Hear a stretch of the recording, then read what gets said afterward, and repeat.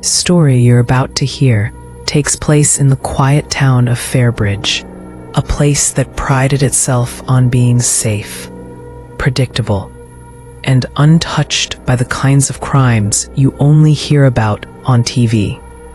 At least, that's what people believed, until one night, a man walked down Maple Avenue believing he was invisible, believing no one saw him, believing he could get away with what he was about to do. But he forgot one thing. There's always the camera somewhere, and this time, the CCTV caught everything.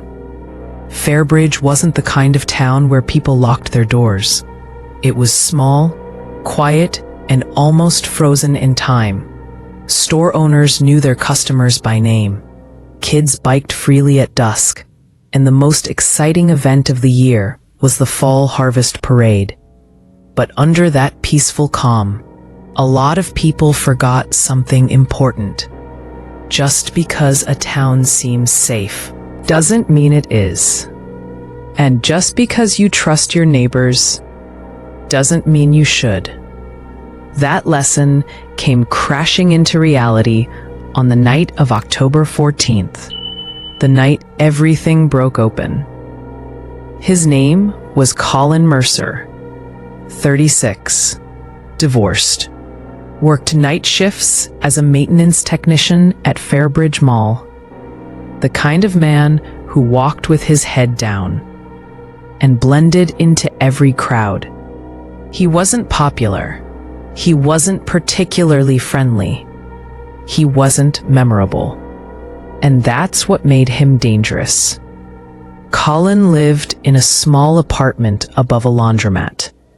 He kept to himself, never attended town events, never talked to neighbors, never caused trouble.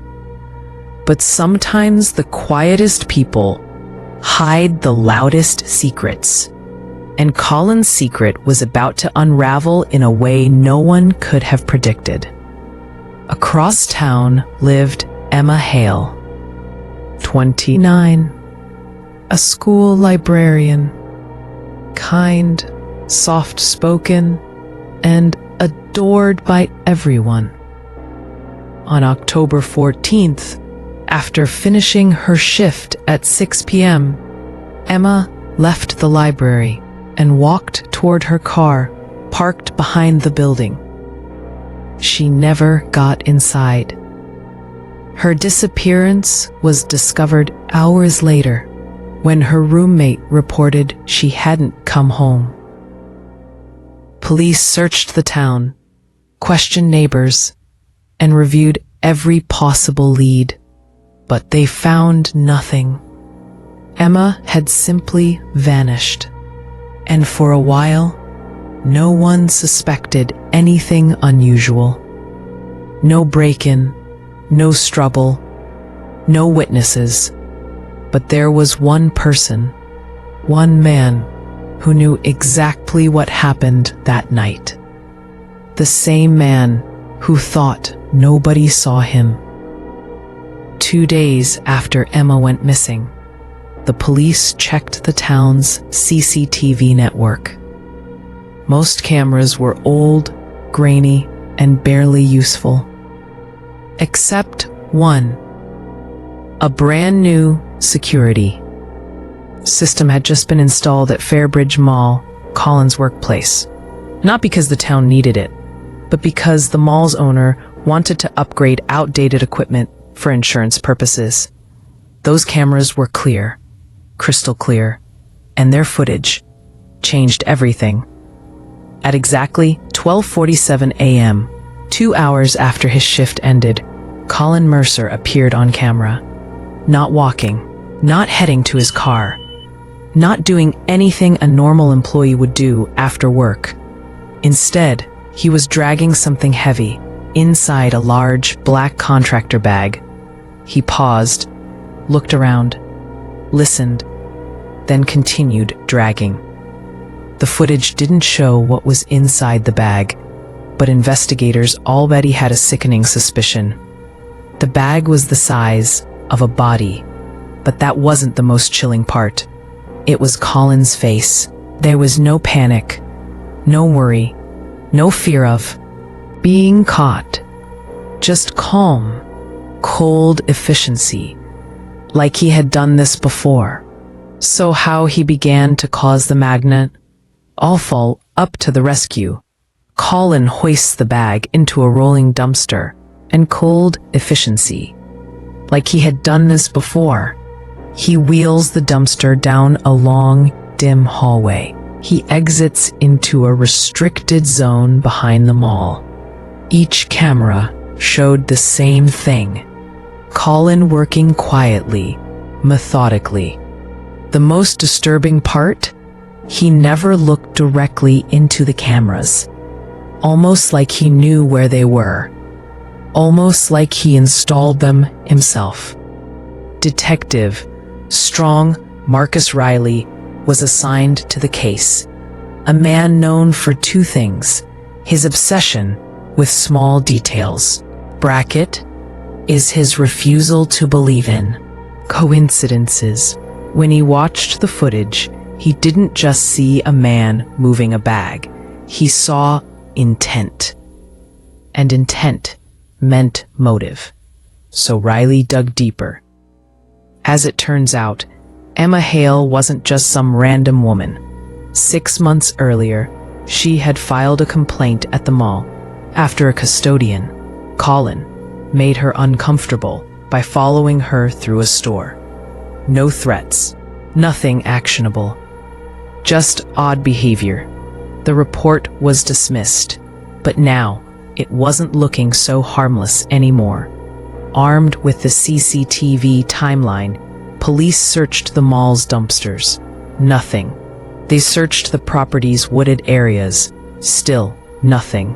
But Detective Riley noticed something in the footage that everyone else missed. At 1:13 a.m., after dumping the black bag, Colin walked back inside the mall, carrying a small, red toolbox.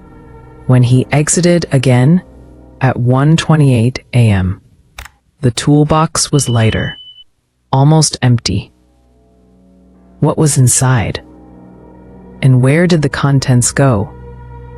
Riley retraced Colin's exact steps from the footage, and that's when he found it. Behind the mall was a cluster of gravel lots meant for delivery trucks. No cameras, no lights, just open ground. But near a utility pole, the ground looked disturbed. Freshly disturbed. Police dug only a few inches before uncovering a piece of blue fabric. Emma's scarf. They kept digging. What they found next silenced the entire team. Inside a shallow grave, barely covered, was Emma Hale, wrapped in the same black contractor bag seen on the CCTV footage. The cameras didn't lie. They caught everything. Police arrested Colin Mercer at his apartment the next morning at 7:42 a.m. He answered the door, half asleep, confused, acting as though nothing unusual had happened.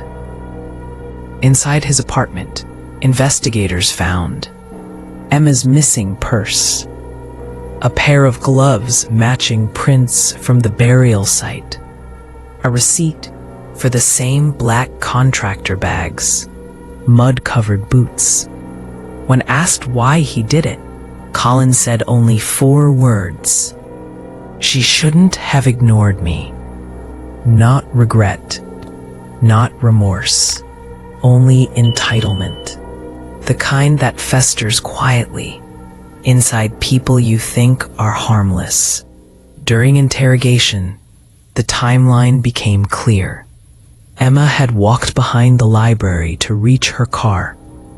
Colin had been following her for weeks, watching her schedule, learning her routines. He approached her, cornered her, and forced her into the back of his car. He drove to the mall, loading dock, where no one would question him being late at night. There he carried out everything captured later on CCTV. He thought the darkness would protect him. He thought the town was too trusting to notice. He thought the cameras were too old to matter. What he didn't know was that the mall had upgraded the system 3 days earlier.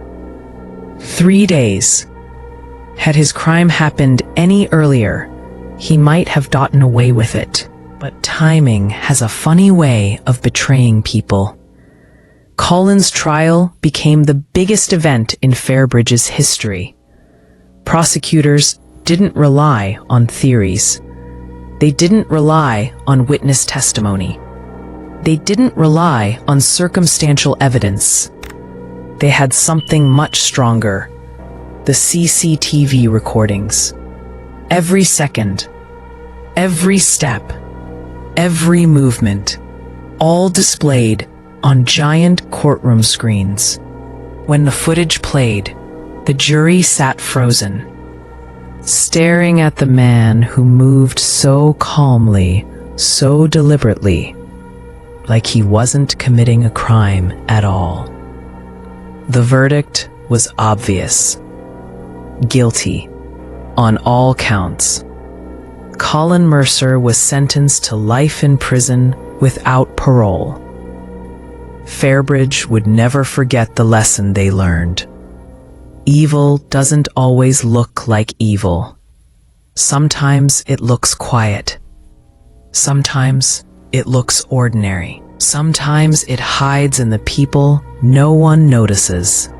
But cameras notice everything. If you enjoyed this story and want more dark, mysterious, and spine-chilling crime narratives just like this one, don't forget to subscribe to the channel. Your support helps us bring you more stories every week. Stay alert, stay aware, and stay tuned for the next one.